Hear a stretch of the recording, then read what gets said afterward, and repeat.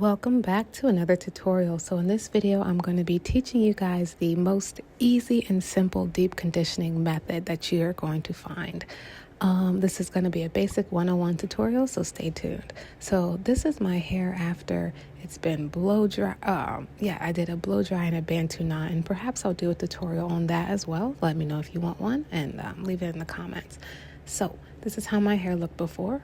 Now my hair is rinsed out. I always like to do a deep conditioner with rinsed out hair because it takes any product that was on my hair, it rinses it out and allows me to get to my actual hair shaft. So for this, I'm going to be using silicone mix. Some people don't like silicones, but for me, silicone mix helps me make my hair detangled. It helps me grow long hair, and it just keeps my hair healthy. So everyone has their preference, but I prefer to use silicone mix. Another tip: when your hair is curly, or when your child's hair, whatever hair is curly, you do not want to use a comb to part the hair. You want to use your fingers. So that's a method that I'm going to be showing you while we go through. Because if you just go in with a comb, you're going to cause tangles, it can cause knots, and the hair is not detangled right now, so it just wouldn't make sense to use a comb. So you see why I'm using my hands kind of like weaving through to make as straight of a part as I can, not being super concerned on how it looks because this is not a styling purpose, this is just for conditioning purposes only. So now I'm seeing if there's any shed hair, trying to pull those out real briefly. We're going to be doing that throughout the process as well. So now I'm getting a good amount of conditioner. I'm putting it starting on my ends and working my way up the hair shaft. You want to make sure that you focus conditioner on the ends and not the roots of the hair because it can clog the pores. So it's very important that you put the conditioner on the ends and on the front of the hair, like the edges and things like that too. So now you'll also notice that we put it on the ends because the ends are the oldest part of the hair and typically the most dry portion of the hair too. So it's very, very, very important that you make sure that that portion of the hair gets conditioner. Now, you'll also notice that I put conditioner on before I'm actually even really going through and manipulating the hair and my hair, because that way it makes for more slippage and less breakage down the line.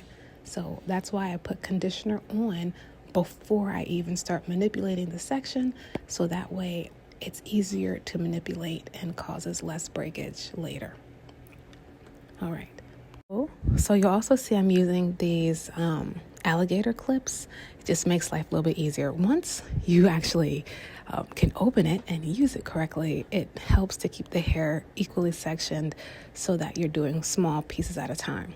So now I'm going in with even more conditioner because the one earlier, you could think of it like a prerequisite conditioner. And now I am doing some what we call finger detangling. Eventually I'll do a fuller tutorial on how to finger detangle, but just for the purposes of this video, you can see I am literally just separating the hair one section at a time and separating from the root all the way down to the ends. The more and better you finger detangle the hair with the deep conditioner phase, the less you're going to have to detangle the hair when you actually are styling it. And then I'm pulling down to get the shed hair out. Shed hair left in will cause more breakage because when you're detangling, they'll turn little knots into the hair because you have loose hair strands in the rest of your hair, and then they can turn into knots, and then it turns into a bigger issue.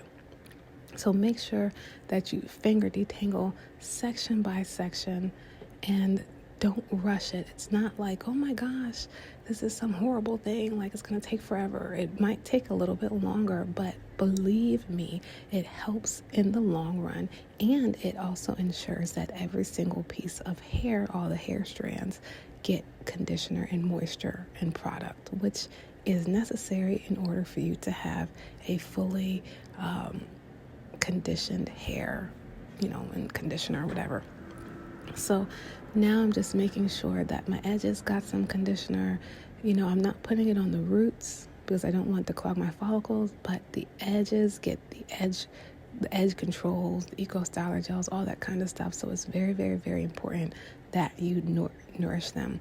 Also, you'll notice that I have different textures in my head. So the around my crown area, I guess that's what it's called, the front of my hair is a lot looser than the middle. So if you want to see how I detangle and moisturize the middle of my hair, stay tuned, because it's a little bit different because the middle part of my hair is thicker. You also notice I'm twisting my hair up because if you do not keep the hair sectioned off or twisted or braided, when you come back, it will, one, be tangled all over again, and two, it'll just be harder to know which part you already conditioned, and you could end up doing double work. So that's a tip.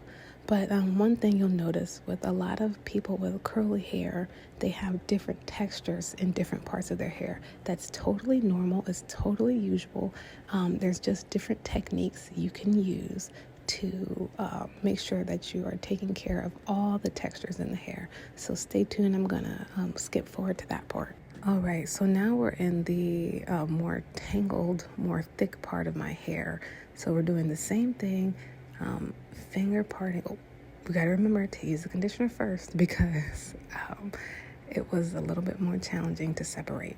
So now I'm going to separate this portion of my hair into halves, and the top portion is a lot more thick than the bottom. You can even see in terms of my curl pattern and how it looks significantly shorter. It's a lot harder to separate. And for this part, I could have, but I forgot. You can also use a spray bottle to make sure that the hair stays wet, because if it's more moisturized and wet, it will be easier to part. But I forgot about my spray bottle. And so the back of my hair is pretty much the same texture as the front. So I'll skip past this part, and then I'll come back when I'm doing the actual middle portion of my hair, because that's when the technique changes. Stay tuned. Alrighty, so now I am starting with the section of my hair that is the most tangled. So typically I would just split this section in half, but because this is the more tangled part of my hair, I'm going to split it into thirds. Once again, like I always say, the thicker and or the shorter the hair, the more sections you're going to want to use, because it makes the process so much easier. You might be like, oh my gosh, she's using so much conditioner.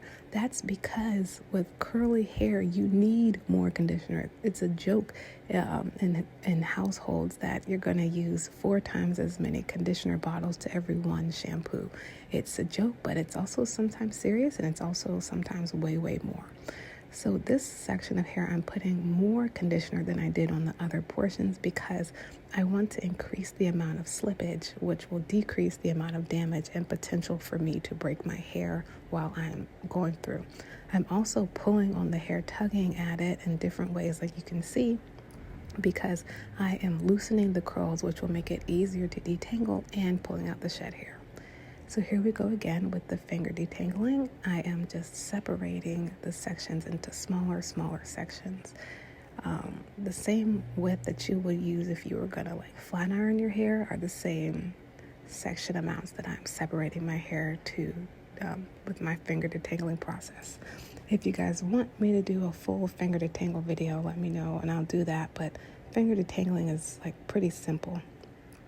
We're literally just continuing to separate the hair.